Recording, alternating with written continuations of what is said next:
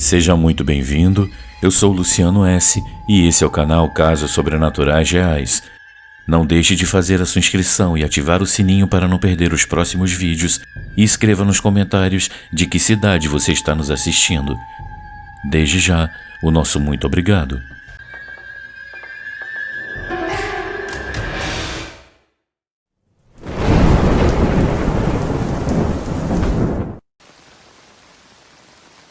O Anjo da Guarda.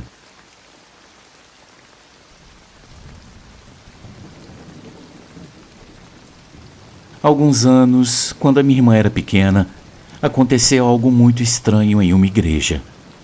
Um tio nosso havia falecido e eu lembro que fomos ao seu enterro. Depois participamos de uma missa que foi realizada em uma igreja que ficava no mesmo cemitério, pois ele era muito grande. A minha irmã tinha, na época, cerca de 5 anos e eu tinha 10. Eu me lembro que a minha mãe me pediu para cuidar dela e ficar de olho, pois ela era muito inquieta e de repente ela saía correndo sem avisar. Minha mãe estava acompanhando meu pai, pois era o irmão dele quem havia falecido. Eram cerca de 8 da noite, a missa estava terminando e todos saíram daquela igreja para se encontrar no estacionamento ou dar os pêsames à família pela última vez. Meus pais também saíram imediatamente e eu me lembro que em um piscar de olhos a igreja já estava vazia. Eu estava me despedindo de alguns primos e quando olhei para minha irmã, eu notei que ela estava caminhando para frente, indo em direção onde havia um pequeno altar com a foto do meu tio. Eles haviam colocado a foto lá para a missa. Então eu notei que a minha irmã estava falando com alguém. Eu me aproximei mais para vê-la, pois uma coluna tapava minha visão, mas eu podia ouvi-la. Ao espiar, eu vi que não havia ninguém mais lá. Ela estava sentada em um degrau do altar, olhando para a foto do meu tio e falando com a fotografia. Eu pensei que ela estava apenas conversando com a foto, coisa normal de criança. Então eu gritei para que ela viesse, pois tínhamos que sair e nos despedir de todos também. Mas ela não me olhava. Ela estava muito entretida conversando em voz baixa, dizendo coisas que eu não conseguia ouvir. Eu me aproximei para pegá-la pelo braço, mas assim que eu fiz isso, eu senti que algo passou ao meu lado. Eu senti aquele ar que se sente quando alguém passa rapidamente ao seu lado e até o meu cabelo se mexeu. O ar estava frio, foi uma experiência muito estranha. Eu senti tanto calafrio que eu até soltei um palavrão. Minha irmã olhou para mim e depois olhou para o lado, falando com o vento. Ela dizia, perdoa ele não é mau, referindo-se a mim. Eu perguntei com quem ela estava falando e ela me respondeu que era com o seu anjo da guarda que estava ao meu lado e que eles estavam conversando. Eu a peguei pelo braço e comecei a levá-la para fora, mas ela não queria vir comigo, dizendo que estava conversando com seu anjo e que ele iria me castigar. Eu apenas a ignorei e continuei tirando ela de lá, e quando chegamos à porta de entrada, eu encontrei a minha mãe lá que estava vindo nos buscar. Eu entreguei minha irmã a ela e ela a levou. Mas, antes de sair da igreja, algo me fez olhar novamente para aquele altar, e lá eu pude ver claramente uma sombra passar por trás da foto do meu tio. A minha pele se arrepiou ao ver isso e eu saí correndo para onde estava o pessoal. Um primo me viu muito assustado e perguntou se eu estava bem. Eu não consegui controlar o meu nervosismo e eu contei tudo o que tinha acabado de acontecer com a minha irmã. Ele me disse que isso era normal, pois estávamos em um cemitério e, além disso, atrás daquele altar onde a minha irmã estava, ficava um quarto onde estavam as cinzas de muitas pessoas. Luciano, eu não posso dizer exatamente com quem a minha irmã estava conversando ou o que foi que eu senti passar ao meu lado, mas foi algo que me encheu de medo. Eu demorei vários dias para conseguir dormir sozinho novamente e eu não me envergonho de dizer isso. Eu sempre ia para o quarto do meu irmão mais velho, pois eu ainda sentia aquela sensação de que alguém passava ao meu lado. A minha irmã hoje em dia diz que não se lembra de nada dessa experiência e é como se ela tivesse sido apagada de sua mente. Então, ela também não sabe dizer com quem ela conversou naquele dia ou se o que apareceu para ela naquele dia era mesmo um anjo, ou se era alguma outra coisa. Muito obrigado por ouvir o meu relato e um grande abraço a todos.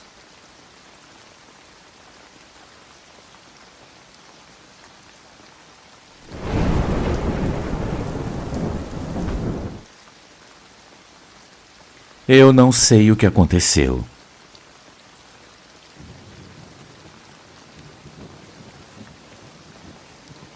Luciano e amigos, muito boa noite.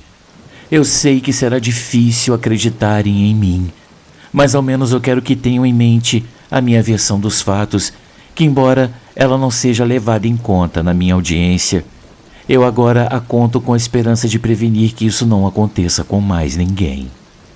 Eu estava dirigindo o meu táxi. Devia ser por volta de 1 da tarde. Eu estava trabalhando desde a manhã, pois à noite eu tinha prova na faculdade. Eu estudo direito e meus pais me ajudam a pagar a faculdade enquanto eu me sustento com o dinheiro que eu ganho no trabalho. Eu sempre gostei de ter dinheiro para comprar as minhas coisas, mas nos estudos, meus pais insistiram que era responsabilidade deles como pais, e eu não pude contrariá-los. Eu resolvi que depois de pegar 2 passageiros, eu iria para casa tomar um banho e me preparar para a prova. Primeiro subiu uma professora que pediu para sentar no banco do carona. Ela começou a falar sobre o seu dia, que ele estava sendo muito estressante, mas que ela havia recebido a visita de sua mãe recentemente, e isso havia sido uma das poucas coisas boas que havia lhe acontecido naquela semana. Eu disse a ela que eu esperava ir bem nas provas da noite, que eu tinha estudado muito e eu estava tentando manter uma boa média para não ficar devendo nenhuma matéria. Meus pais sabiam disso e às vezes mencionavam com orgulho que eu estava me dedicando aos estudos, palavras que me deixavam feliz e me motivavam ainda mais cada vez que eu as recordava. Ela desceu e a passageira seguinte foi uma jovem que aparentava uns 20 anos, muito bonita e com um corpo perfeito. Ela também pediu para sentar no banco do carona, mas com ela aconteceu algo muito curioso. Desde que ela se sentou e eu acelerei, ela começou a me paquerar de uma maneira bem direta. Ela estava tão decidida que eu me senti desconfortável, mas ao mesmo tempo lisonjeado. Ela dizia que seria capaz de gastar todo o dinheiro do mundo com alguém como eu, e começou a elogiar cada parte do meu corpo que ela podia observar, passando as mãos por sua pele, mordendo os lábios, e isso acabou me distraindo do caminho, me obrigando a reduzir a velocidade para evitar um acidente ou uma colisão. Luciano, houve um momento em que ela se aproximou e passou um dos dedos pelos meus lábios, roçando os dentes. Foi uma sensação muito boa, eu não vou mentir. Mas depois de fazer isso, ela se afastou, recostou-se no banco e cruzou os braços, mantendo um olhar fixo e sério à frente. Aquela mudança de atitude foi drástica e exageradamente dramática. Eu pensei então que ela estava se divertindo e ela fez comigo o que quis até onde pôde. Chegamos a um semáforo vermelho e continuávamos sem dizer uma palavra. E então, ela tirou um frasco de talco da bolsa e o jogou no meu rosto. Eu fiquei atordoado pelo aquele pó por alguns instantes, mas ao recuperar a visão, ela tinha desaparecido. Eu não ouvi o som da porta abrindo ou fechando, e através do vidro, eu não a avistei na rua. A rua estava totalmente deserta, e era impossível que ela tivesse corrido tão rápido. Eu fiquei confuso. Aquela garota tinha me enganado completamente, mas nada me tirava da cabeça que era impossível ela ter fugido daquela maneira. Eu limpei o meu rosto como pude e então arranquei novamente, dessa vez em direção à minha casa. Mas então eu comecei a sentir um incômodo nos lábios e eles começaram a doer ao mesmo tempo que o meu corpo adormecia.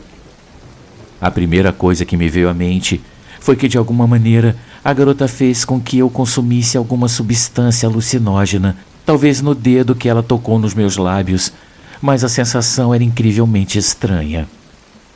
O meu corpo adormecia, mas eu não perdia as forças. eu apenas perdia o controle. Meus pés continuavam pressionando os pedais do carro e as minhas mãos giravam o volante como se a minha mente as ordenasse, sem que eu precisasse fazer nenhum esforço. Logo a minha visão ficou turva, tudo ficou embaçado e mesmo assim eu não consegui parar. Eu me recuperei em poucos minutos e me senti perfeitamente normal, mas então eu notei algo estranho. Não havia um único carro nas ruas e todos os semáforos estavam verdes. Eu senti um silêncio esmagador e aterrorizante, difícil de explicar. Primeiro, eu andei a uma velocidade baixa, mas vendo que tudo parecia normal, eu acelerei e então colidi com algo que eu não consegui ver. Amigos, não foi a minha imaginação. À minha frente não havia nada, nem aos lados e nem atrás de mim. Eu estava aterrorizado, pensando que eu estava alucinando e que eu acordaria em uma situação muito pior. Então eu me desesperei incontrolavelmente e arranquei a toda velocidade, colidindo com algo invisível uma e depois outra vez. Então comecei a ouvir gritos de pessoas me xingando e outros gritos me mandando parar. Em seguida eu comecei a ouvir sirenes da polícia, mas tudo continuava igual. Eu não via nada. Então eu colidi com algo que me sacudiu completamente, forçando o carro a parar e ativando os airbags. Eu não cheguei a perder a consciência completamente, então com as poucas forças que eu ainda tinha, eu abri a porta e saí. Então eu caí no chão e eu olhei para trás. Fumaça, aglomeração, gritos, ódio, desespero, tudo isso refletido em pessoas que choravam e outras que estavam caídas no chão. Elas continuavam me xingando e então eu me dei conta da realidade antes de eu desmaiar. Eu tinha provocado uma grande tragédia. Luciano, eu acordei em um hospital onde eu estava algemado à cama. Um policial à minha frente me disse que eu fui responsável por tirar a vida de 2 pessoas e que muitas outras ficaram feridas gravemente. Eu expliquei o que aconteceu e, inclusive, os exames posteriores mostraram que a minha mente não foi perturbada por nenhuma substância estranha ou alucinógena em meu corpo. Eu não consigo até hoje explicar o que aconteceu. Eu estou certo de que aquela mulher fez alguma coisa comigo, mas ninguém acreditou na minha versão. Amigos, eu espero que essa minha história sirva de exemplo para que coisas assim não aconteçam com mais ninguém. O mal tem muitas maneiras de se materializar, e uma muito comum é usar rostos e corpos tentadores que nos afastam da realidade. Eu agradeço a oportunidade de contar a minha história e desejo uma boa noite a todos.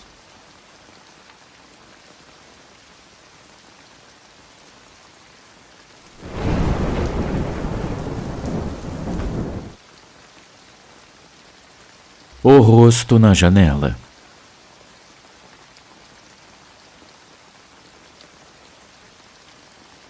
Olá, Luciano, eu espero que você esteja bem.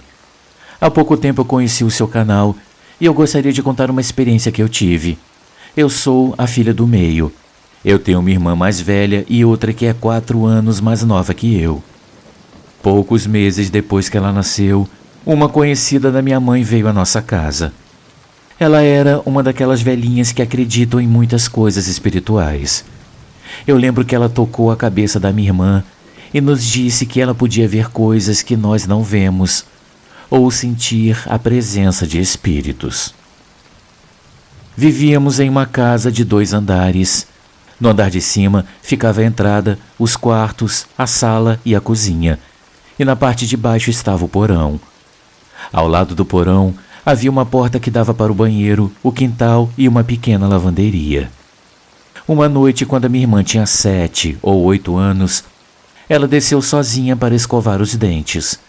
Eu estava na sala conversando com a minha mãe e meus avós, quando de repente ouvimos o grito mais assustador que já tínhamos ouvido. Era minha irmã quem estava gritando. Descemos imediatamente e a vimos em um canto com o rosto pálido e os olhos cheios de lágrimas. Minha mãe perguntou o que havia acontecido e ela nos disse que havia alguém no quintal, que era um homem altíssimo, totalmente negro, e que dava para distinguir que ele usava um grande chapéu. Ela contou que, ao vê-la, ele fugiu correndo. Luciana, eu estava um pouco nervosa porque, para ser sincera, eu não sou uma mulher muito corajosa. Então eu corri as escadas para ir para o meu quarto me esconder. Eu lembro que uma das minhas cachorrinhas me acompanhou e no início da escada ela parou e começou a latir nervosamente como se não quisesse subir. Por mais que eu tentasse fazer com que ela me acompanhasse, ela não queria nem tocar as escadas, então eu tive que descer e carregá-la no colo.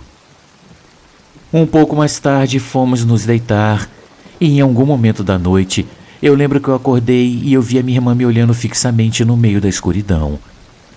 Pelo susto que eu levei, eu a repreendi e perguntei por que ela estava acordada. Ela então me disse que alguém a estava observando pela janela e que quando ela percebeu isso, ela se levantou da cama e veio para o meu quarto. Depois de dizer isso, ela me perguntou se podia dormir comigo. A partir de então, nada mais aconteceu. De vez em quando, a minha irmã menciona uma ou outra coisa estranha, mas nada parecido com o que ela viu naquele dia. Agora, ela sempre dorme com a minha mãe para não ver essas coisas, e até então nada de estranho voltou a acontecer a ela. Muito obrigada pela atenção de todos e uma boa noite.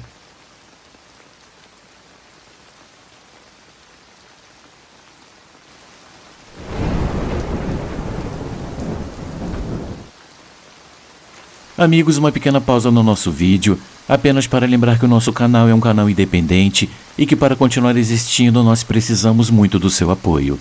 Existem muitas formas de você ajudar o canal. Uma delas é contribuindo com qualquer quantia utilizando a chave Pix que está aparecendo na sua tela. Outra é se tornando membro contribuindo com apenas R$ 7,99 por mês clicando no link Seja Membro. Você também pode nos ajudar sempre curtindo, comentando e compartilhando nossos vídeos, pois dessa forma a plataforma vai ampliar o alcance do nosso canal e ele será cada dia mais conhecido. Desde já, a gente agradece e agora vamos continuar com o vídeo. A moradora indesejada.